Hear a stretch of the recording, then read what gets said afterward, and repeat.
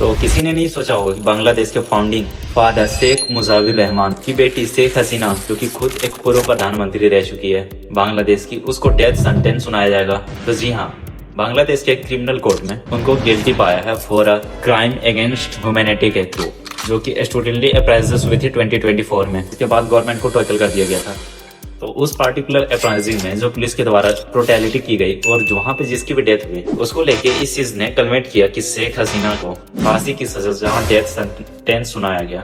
लेकिन अजीब बात यह है कि अब बांग्लादेश में शेख हसीना है ही नहीं, और कहाँ है वो? इंडिया में, जिसको लीड कर रहे हैं मोहम्मद यूनुस, जिसको फादर ऑफ ग्रामीण बैंक के नाम से भी जानते हैं या फाइनेंस ऑफ माइक्रो इंस्टीट्यूशन के नाम से भी जानते हैं। तो उन्होंने कई बार शेख हसीना को इंडिया से वापस लौटाने की बात कही है, लेकिन इंडिया ने अभी तक तो नहीं लौटाया है। और ये डेथ सेंटेंस सुनाए जाने के बाद बांग्लादेश और भी ज्यादा प्रेशर पड़ने लगा है इंडिया को। पर इंडिया के पास कुछ ऐसे एस्केप रूट्स हैं जिसके द्वारा ये बचा जा सकता है, और इसके वजह से वो शेख हसीना को बांग्लादेश को देने से मना कर सकता है, वो भी लीगली तरीके से। तो इसमें से कुछ एक्सेप्शन है जो कि इंडिया यूज करके और बांग्लादेश को देने, शेख हसीना को देने से मना कर सकता है।